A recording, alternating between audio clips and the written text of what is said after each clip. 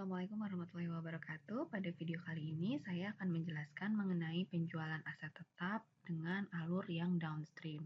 Pada video yang lalu, saya sudah menjelaskan apa itu penjualan downstream, apa itu penjualan upstream. Nah, video kali ini kita akan membahas penjualan untuk aset tetap yang downstream. Untuk minggu lalu juga materinya bukan aset tetap ya, tapi materinya adalah persediaan. Jadi jurnalnya nanti akan sedikit berbeda. Oke, kita bahas dulu yang pertama mengenai ketentuan terkait dengan transaksi untuk penjualan antar perusahaan aset tetap.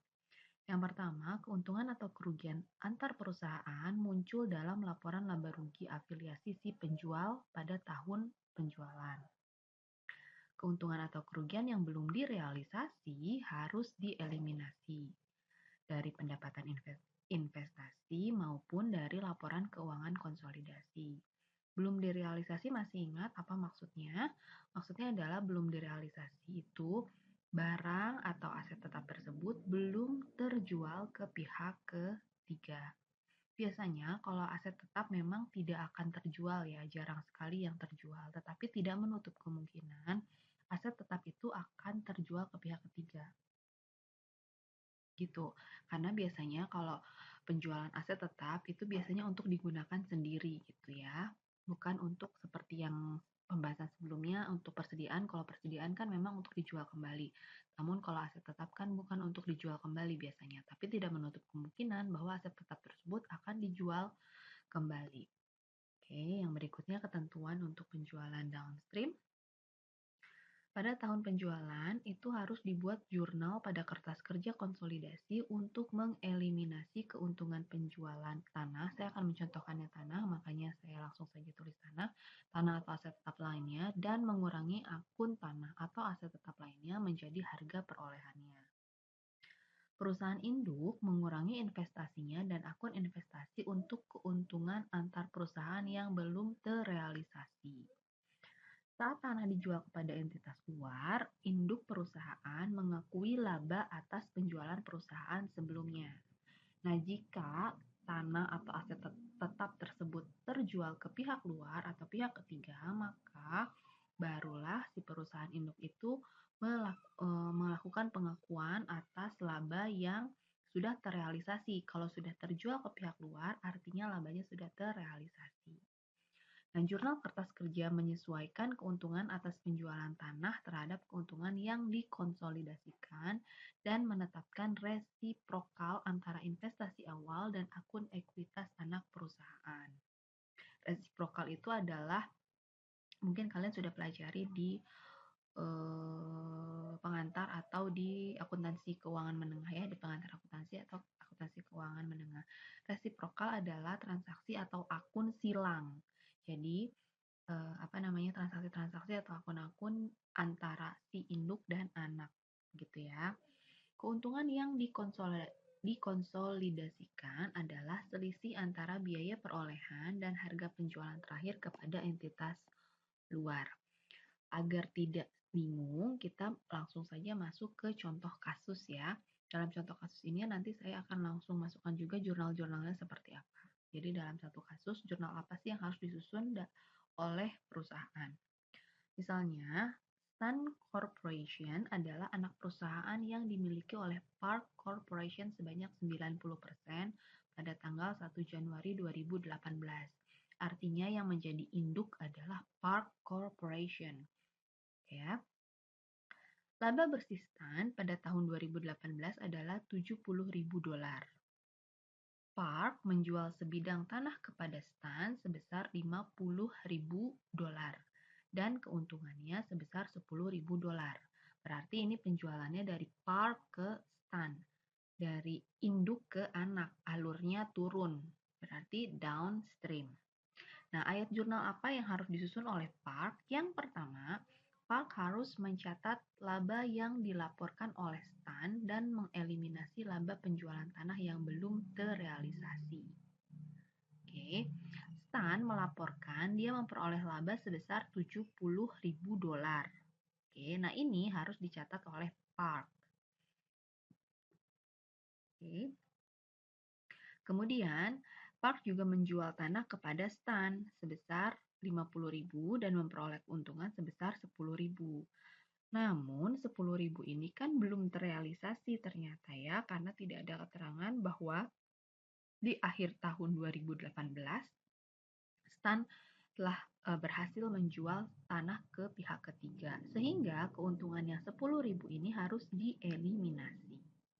Oke, bagaimanakah jurnalnya? Jurnalnya adalah investasi pada Stan di debit dan mengkredit pendapatan dari Stan.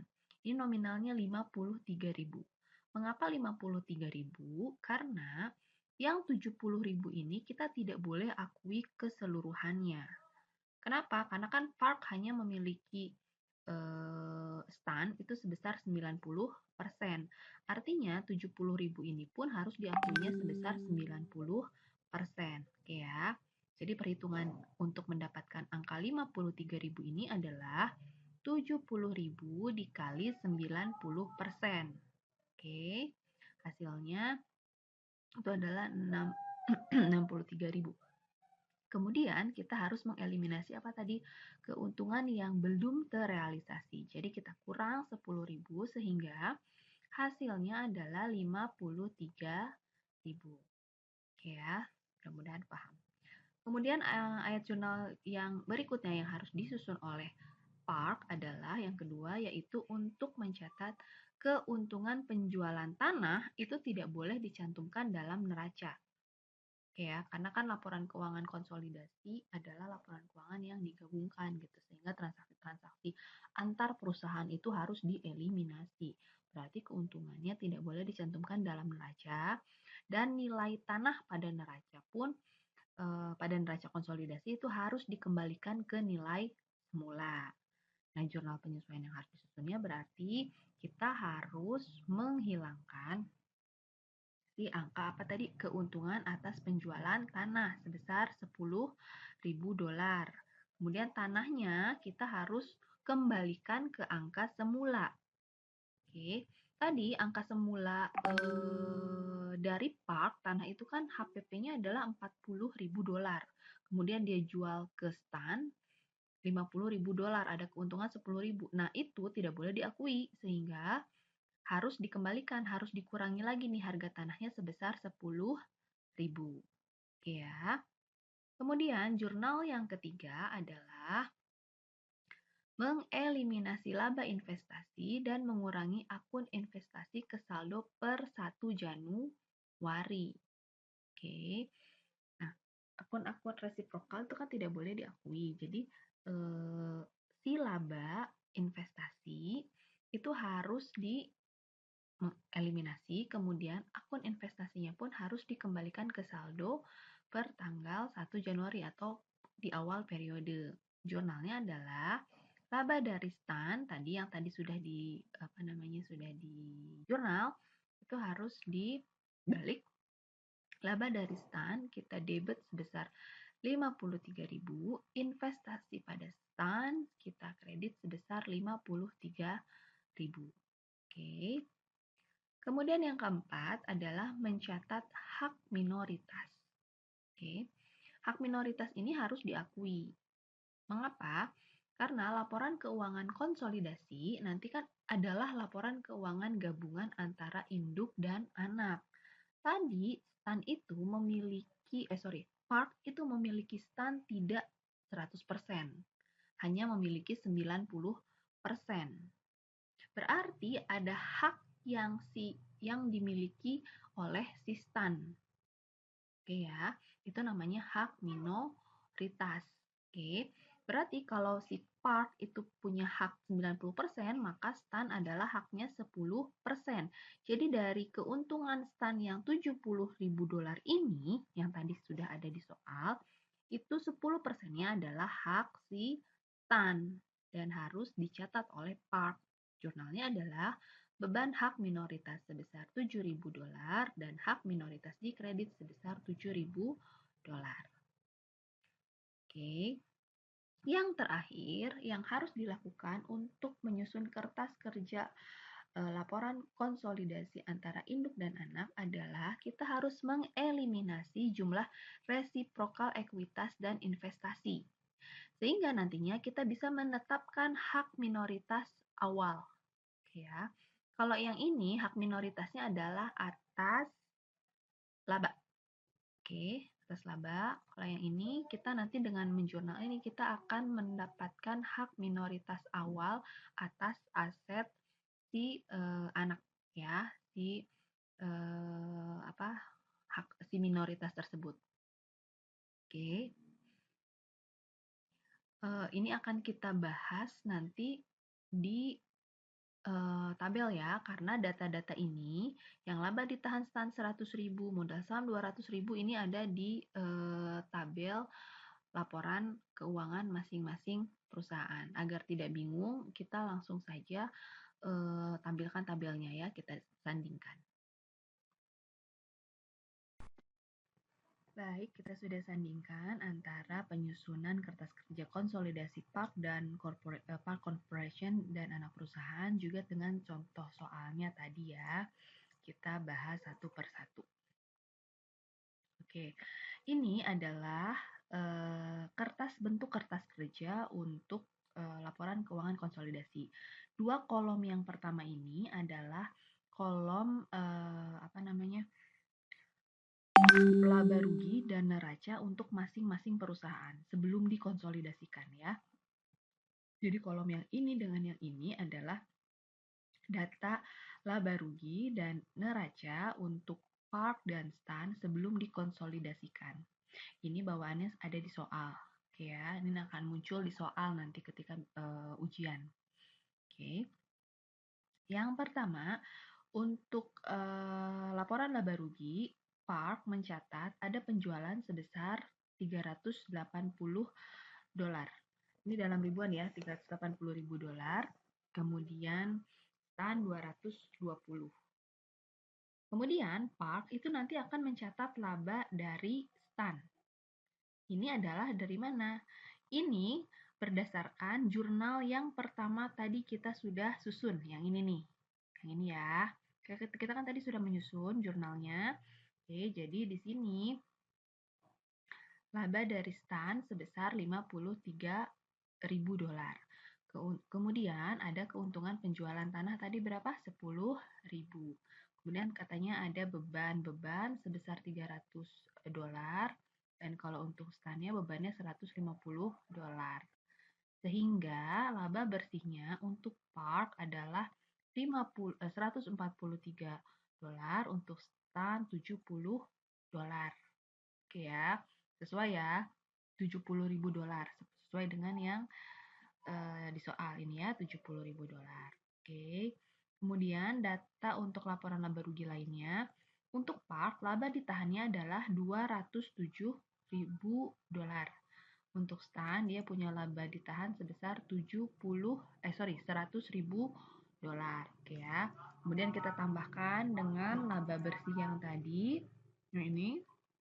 Sehingga total laba ditahannya adalah 350.000 dolar dan 170.000 dolar untuk Stan. Oke. Nah, untuk data neraca kita dapatkan ternyata Park itu mempunyai nilai aktiva lainnya sebesar 477.000 dolar. Sedangkan Stan sebesar 350.000 dolar. Tanah Park itu tidak punya karena tadi sudah dijual ya ke Stan ya, sehingga angka tanah berpindah ke Stan sebesar 50.000 dolar. Nah, ini yang harus dieliminasi tadi, harus dikembalikan ke nilai awal. Kalau di soal kan nilai awal tanahnya itu berarti HPP-nya adalah 40.000 ya. Karena dijualnya 50.000, keuntungannya 10.000. Sehingga nanti ini angka yang 50.000 harus dikembalikan ke 40.000. Oke. Kemudian ini ada investasi dalam Stan sebesar 323. Ini sebenarnya angkanya dari mana? Angkanya yang pertama adalah dari si tadi jurnal yang pertama. Kita kan ada menjurnal investasi pada Stan 53.000. Oke, 53.000 ditambah Pak tadi kan pada awal apa namanya? Pada awal saya lupa menambahkan ya. Jadi Pak itu ketika membeli Stan itu membayar sebesar 270.000. Oke. Nanti akan saya tambahkan di soal ya, ini saya kurang kurang menambahkan data. Jadi data di sini harusnya ditambahkan. Untuk membeli si stand tersebut, Park mengeluarkan uang sebesar 270.000 dolar. Oke ya, jadi 323.000 ini adalah yang 53.000 ditambah dengan pembelian awal yang 270.000. Oke, sehingga total aktivanya adalah 800.000 dolar ditambah 400.000 yang untuk stand 400.000 dolar. Untuk kewajiban, Park memiliki kewajiban 50.000 dolar dan stand 30.000 dolar. Sedangkan untuk modal saham, Park itu memiliki modal saham 400.000 dan Stan memiliki modal saham 200.000. Oke. 200.000 ini berarti yang dibeli oleh yang ditanamkan oleh si Park ya. Jadi sebetulnya kalau modal sahamnya angkanya adalah 200.000 tapi dia si Park membayarnya tadi berapa? 270.000. Sehingga laba ditahan kita masukkan data yang mana? Yang ini ya, yang dari laporan laba rugi. Laba ditahannya untuk Park 350.000, untuk Stan 170.000. Sehingga total kewajiban untuk Park 800, untuk Stan 400. Balance ya antara aktiva dan pasifanya ya. Oke, sudah selesai. Sampai di sini kita bahas mengenai angka laporan laba rugi dan neraca masing-masing perusahaan yang terpisah sebelum dikonsolidasikan. Oke ya, untuk Park dan Stan. Kemudian langkah selanjutnya apa? Langkah selanjutnya kita harus memasukkan tadi jurnal penyesuaian yang sudah kita susun, gitu ya. Yang pertama, yang kedua berarti ya, karena yang pertama tadi kita sudah masukkan di sini ya. Yang ini, yang pertama. Yang kedua, kita harus melakukan apa? Kita harus mengembalikan nilai tanah ke nilai semulanya.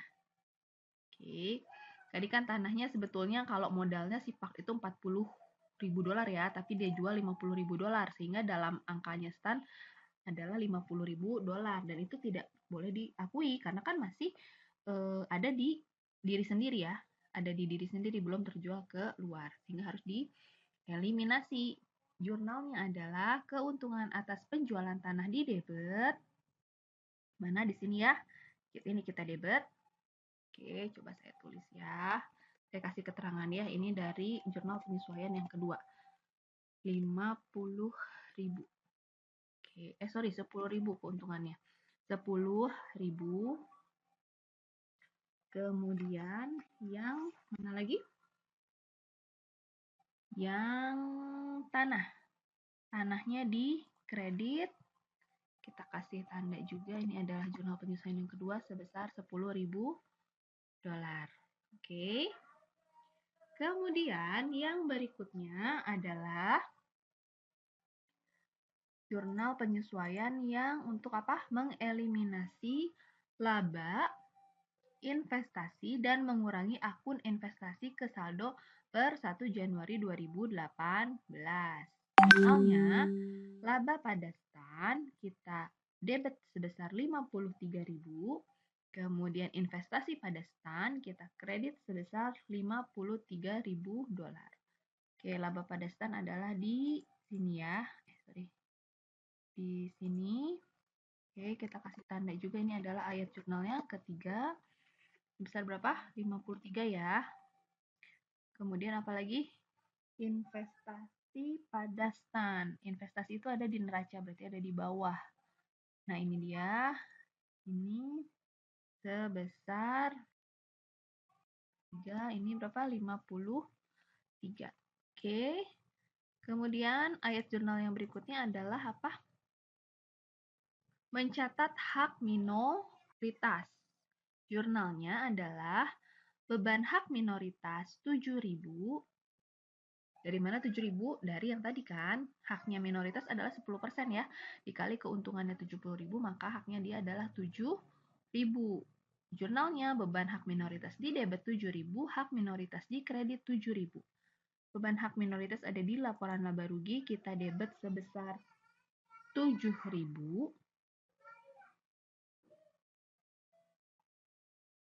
Ini ya di sini. Oke, ini keempat sebesar 7. Kemudian hak minoritas ada di neraca. Hak minoritasnya di sini di kredit.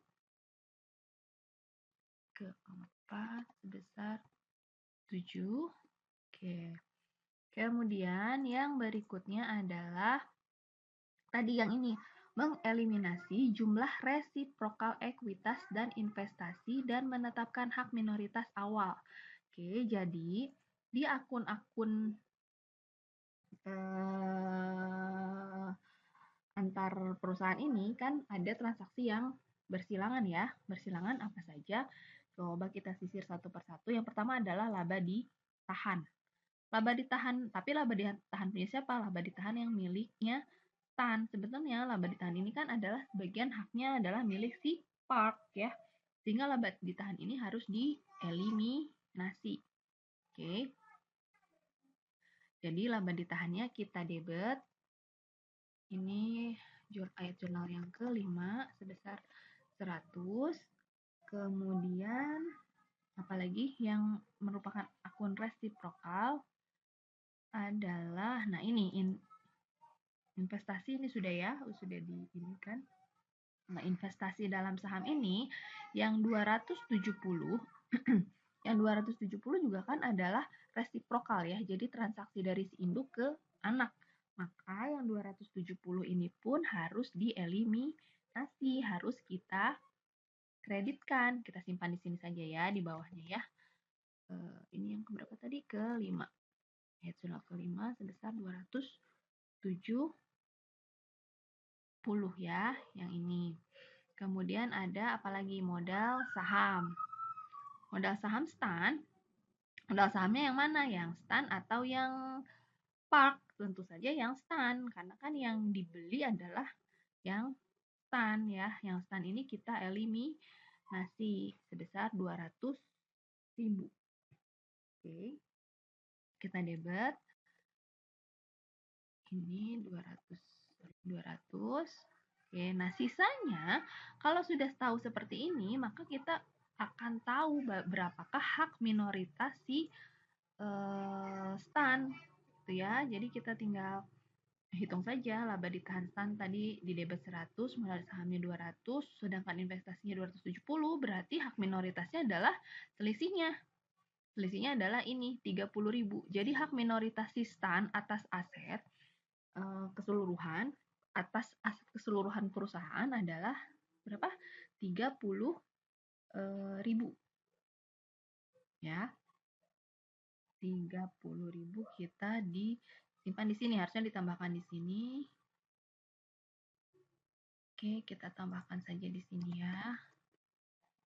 Ditambah ini untuk ayat jurnal yang kelima yaitu 30. Oke, nah setelah selesai menyusun ayat jurnal, memasukkan ayat jurnal penyesuaiannya untuk kertas kerja konsolidasi, maka kita bisa memperoleh akhir nilai untuk laporan konsolidasi. Oke ya, ini kita tinggal jumlahkan saja. Untuk penjualan, berarti kita tinggal tambahkan yang Park berapa, yang Stan berapa. Oke, karena tidak ada eliminasi di sini, jadi sama dengan 380 ditambah 220. Oke, jadi $600 ya. Kemudian untuk yang labanya bagaimana? Ini sudah dieliminasi. Maka ini sudah habis ya. Ini habis sehingga ini menjadi 0. Oke, ini 0. Tidak usah ditulis saja. Kemudian untuk keuntungan penjualan tanah. Ini juga kan sudah tereliminasi ya. Oke, ini juga 0. Oke, yang berikutnya adalah untuk beban-beban. Beban tidak ada jurnal penyesuaiannya, sehingga kita langsung tambahkan saja yang beban Park dan Stan. Ini totalnya berapa ya? 450 ya. 450.000 dolar. Oke. Kemudian untuk beban hak minoritas itu 7.000 dolar. Tadi kita Masukkan 7.000 dolar.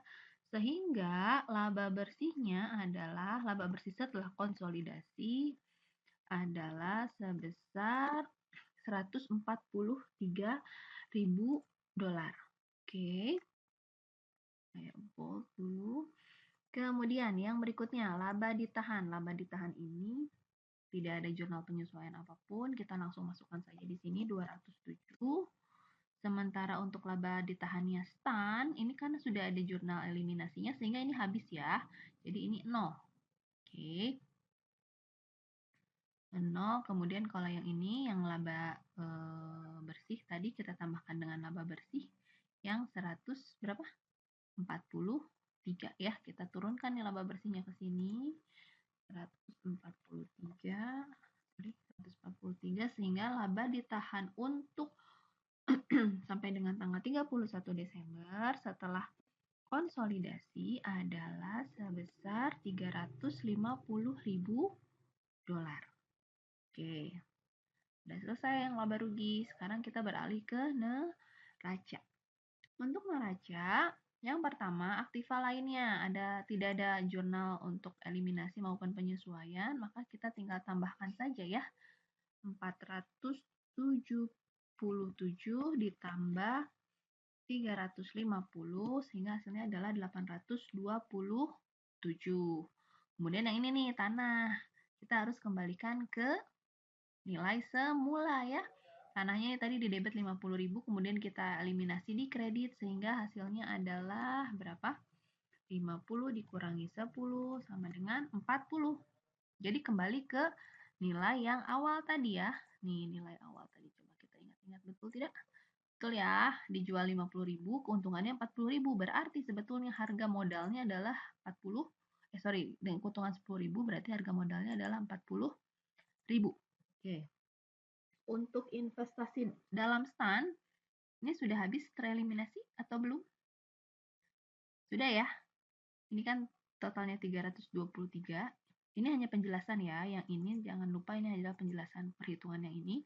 Jadi 323 ini kita kurang dengan 53, dikurang lagi dengan 270 sehingga ini hasilnya 0 ya. Investasi dalam stannya sudah tidak muncul. Oke. Sehingga total dari aktiva setelah konsolidasi adalah berapa? Coba kita hitung.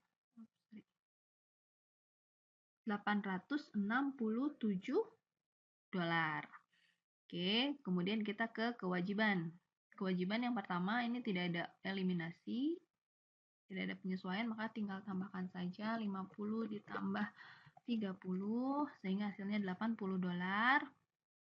Kemudian untuk modal saham, nah ini dia modal saham yang stan itu karena reciprocal account atau akun resiprokal ya, akun silang. Jadi harus dieliminasikan tadi ya, ini di debit di kredit, yang ini di kredit ini di debit, maka ini hilang nih, berarti tinggal 400.000 dolar. 100.000 dolar. Oke, kemudian laba ditahan yang ini. Tadi berapa laba ditahannya? Bukan yang ini ya, jangan lihat yang ini ya. Laba ditahannya kan sudah disesuaikan nih. Ada laba ditahan yang per 31 Desember tadi yang sudah disesuaikan. Ini kita turunkan ke sini. 350.000. Oke. Kemudian apa lagi ya? Total kewajibannya belum ya, kita belum jangan dulu ditambahkan karena kita punya ini hak minoritas setelah disesuaikan konsolidasi kan kita harus masukkan si hak minoritas ini ya. Hak minoritasnya tadi berapa? 7 dan 30. 7 ini dari laba, 30 dari keseluruhan aset sehingga totalnya adalah 37. Oke. Sehingga total kewajiban setelah konsolidasi adalah, coba kita tambahkan, harus sesuai.